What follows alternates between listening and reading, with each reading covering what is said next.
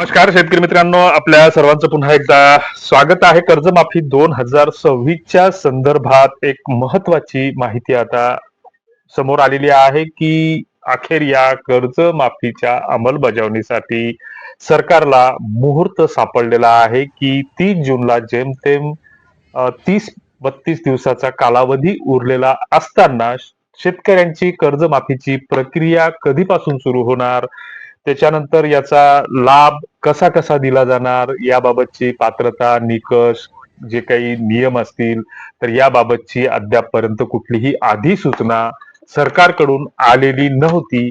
वास्तविक पाहता ती आतापर्यंत येणं अपेक्षित होतं, कारण ही प्रक्रिया राबवत असताना याच्यामध्ये जे काही तांत्रिक अडचणी येणार आहेत, तर त्या अडचणी लक्षात घेता मग शेतकऱ्यांना प्रत्यक्ष या कर्जमाफीचा लाभ कसा मिळणार, कधी मिळणार आणि मग नवीन पीक कर्ज वाटप कसं मिळणार, याबाबतचे अनेक प्रश्न शेतकऱ्यांच्या मनामध्ये आहेत.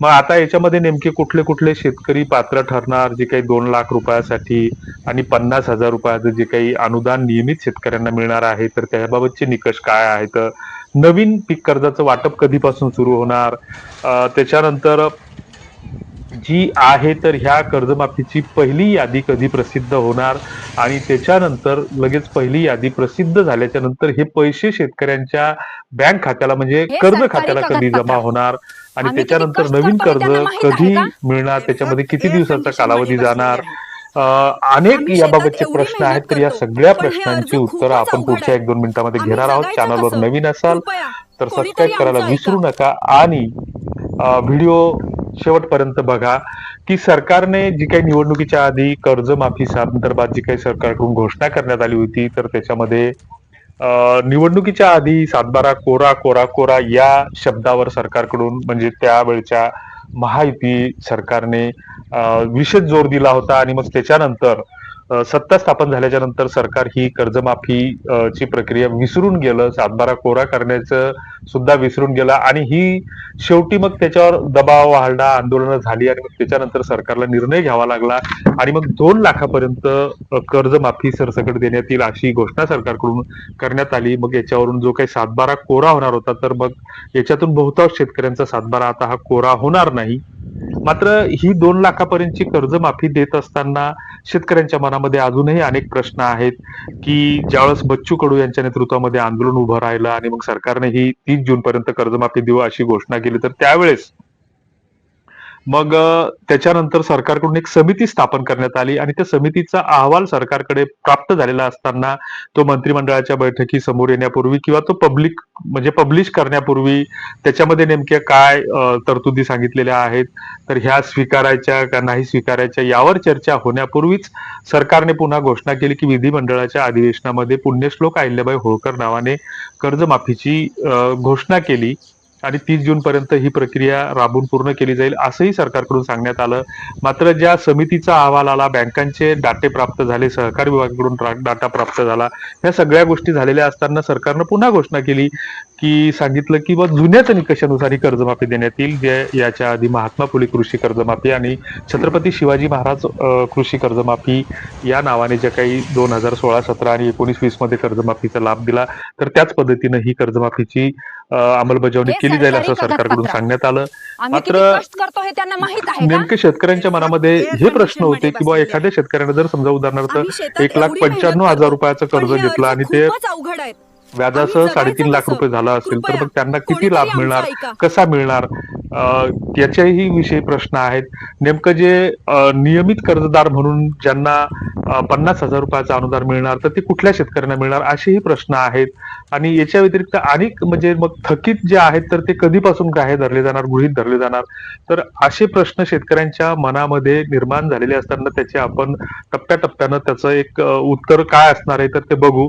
की त्यापूर्वी सरकारकडून जी काही घोषणा केली जाणार आहे किंवा अधिसूचना किंवा जी काही पहिली यादी सरकारकडून प्रसिद्ध केली जाणार आहे, तर सरकारकडून मार्चच्या दरम्यान जे काही विधिमंडळाचं अर्थसंकल्पीय अधिवेशन सुरू होतं, तर त्या दरम्यान मुख्यमंत्री व तत्कालीन अर्थमंत्री ज्यांच्याकडं अर्थमंत्र्यांची सुद्धा जबाबदारी आहे, तर राज्याचे मुख्यमंत्री देवेंद्र फडणवीस यांनी पुण्यश्लोक अहिल्याबाई होळकर नावाने कृषी कर्जमाफी योजना 2026 अशी घोषणा केली होती. आणि येत्या 31 मे रोजी, म्हणजे दरवर्षीच असते की आपण 31 मे रोजी पुण्यश्लोक अहिल्याबाई होळकर यांची जयंती मोठ्या थाटामाटात उत्साहात साजरी करत असतो.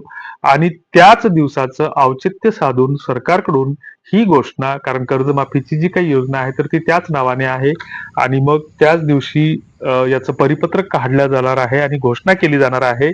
आता याच्यामध्ये जे काही प्रश्न शेतकऱ्यांच्या मनामध्ये आहेत, की जर समजा एखाद्या शेतकऱ्यानं समजा उदाहरणार्थ 2 लाख रुपये कर्ज घेतलं किंवा 1 लाख रुपये कर्ज घेतलं, आणि 1 लाख रुपये कर्ज घेतल्याच्या नंतर ते दरवर्षी 365 दिवसाच्या आत त्याचा भरणा करणं आवश्यक असतं. मात्र बऱ्याचदा काय होतं की 366 दिवस जरी झाले तरी ते जे व्याज माफीच्या योजनेमध्ये ते बसत नाही. जे सरकारकडून त्याची व्याजमाफीची रक्कम 2-3 टप्प्यामध्ये मिळणार असते, तर ती मिळत नाही. त्या लाभासाठी ते पात्र ठरत नाही.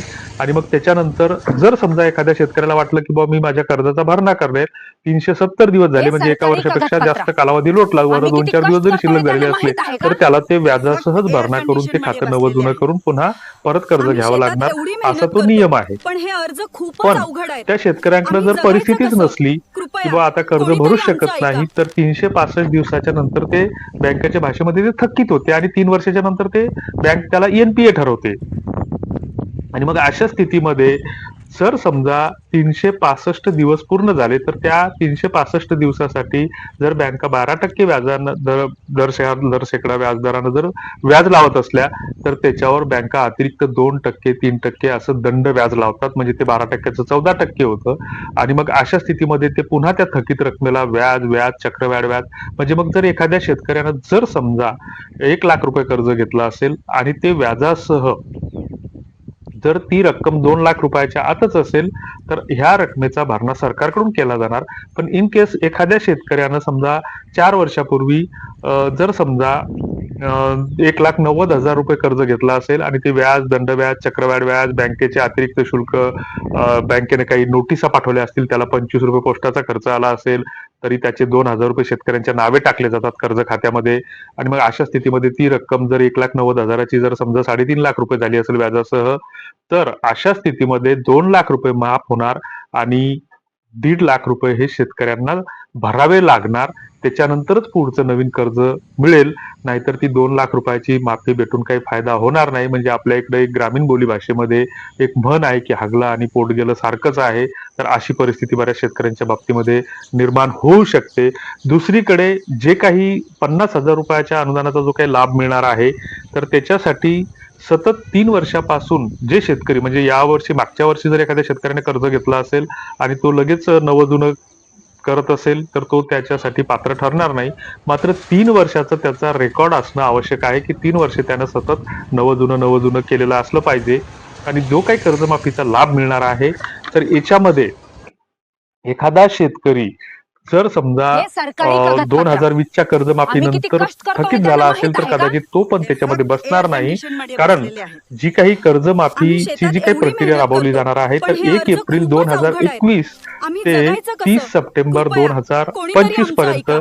या दरम्यान जे शेतकरी थकीत आहेत, तर असे शेतकरी या कर्जमाफीसाठी पात्र ठरतील असं एक शक्यता आहे. मात्र जे काही 31 मेच्या नंतर जे काही अधिकृत परिपत्रक येईल, तर त्या परिपत्रकामध्येच ह्या सगळ्या गोष्टी क्लिअर होणार आहेत. आणि मग तुमचे काय प्रश्न आहेत, तुमचं किती कर्ज आहे, काय आहे, तर ह्या इत्यादी गोष्टी आपण या कॉमेंट बॉक्समध्ये लिहिल्या पाहिजे.